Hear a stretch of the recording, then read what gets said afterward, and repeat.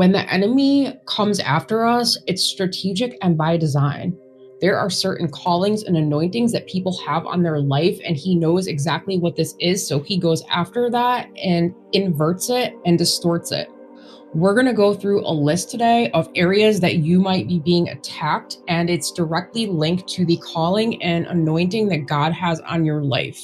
But first, before we get into it, if you're new here, my name is Callie. Welcome. And if you're not subscribed, subscribe, and let's get into this list. Figure out God's purpose for you. God's purpose, calling, and gifts for you are wherever the enemy attacks you. In the area of your anointing is where you will be targeted. These intense battles reveal your callings. The enemy counterfeits your gifts, and the greater the attacks, the stronger the gift. Because the enemy recognizes your potential and power within that anointing, and he wants to hinder and destroy it. And we must not forget, his attacks are not random, they are strategic. So wherever you are called to serve, these may be the troubles and sins that you struggle with. The first one would be fear, and what is the opposite of fear? It is faith. So you may have the gift of great faith. And next we have physically or mentally ill. You may be a healer. Family chaos and generational trauma. You may be a bloodline breaker.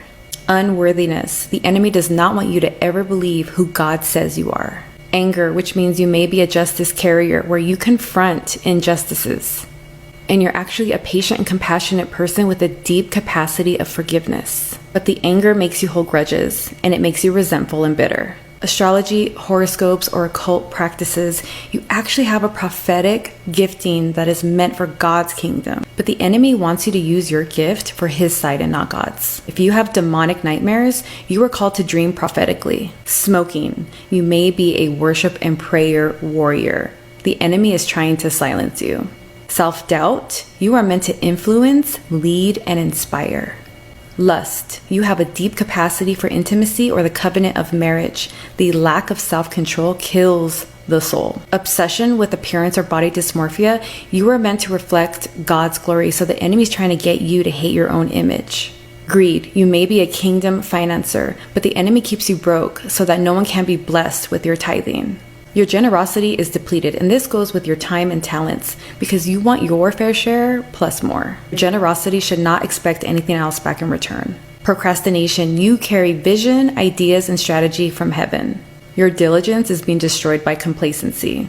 And then you end up denying God's will for the sake of your own comfort. If you suffer from backstabbing or a lot of opposition, you're most likely meant to have a leadership role. If you have a phobia with public speaking, it's probably because you're meant to have a platform for God's kingdom. Abandonment and fear of rejection, you have the spirit of belonging and reconciliation. You're actually meant to bring people together. I wanted to save this one for last because I know it's a big issue, but it's when you compare yourself to others. You're actually meant to speak purpose over others and rejoice in their gifts, talents, and accomplishments. But many struggle with giving other people credit because when they do that, they feel like they're discrediting themselves. And that can make you feel less than them. Pride is like the root of all other sins. The opposite of pride is humility. And humility is being able to see ourselves just as we are and not comparing ourselves to others. When we think of the very first sin committed, it was when Satan rebelled against God due to his pride. Humility is the foundation for learning and becoming self-aware. A refusal of learning is willful ignorance. A denial of self-awareness is irresponsible. There will be no growth or knowledge that you will gain. It says in the Bible that we are to be meek. And in biblical terms, being meek means you have humility and clarity. Ultimately, this is all for God's glory and to fulfill his purposes, which is why anointed and chosen ones are a threat to the enemy's kingdom and influence. God bless.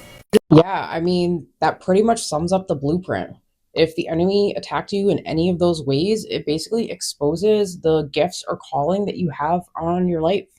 I am guilty of having a few things on that list. How about you guys? Do you guys struggle with any of this stuff? Let me know down below. And I just want to say hello to all of the new people. I cannot believe that we're over 600 now. I was at like 300 like a week ago. It blows my mind how fast everything is accelerating. And I just want to say I'm so appreciative of everybody that's here and all of the new people, as well as my OGs. You know who you are. And yeah, so let me know what you guys think down below. Do you battle with any of these things? I thought that this was really cool. And the enemy knows just how to attack you based on what your gifts or your calling is or your anointing. If you haven't seen this video, I'm going to link it right here so that you can go ahead and watch it. And I will see you all in the next one.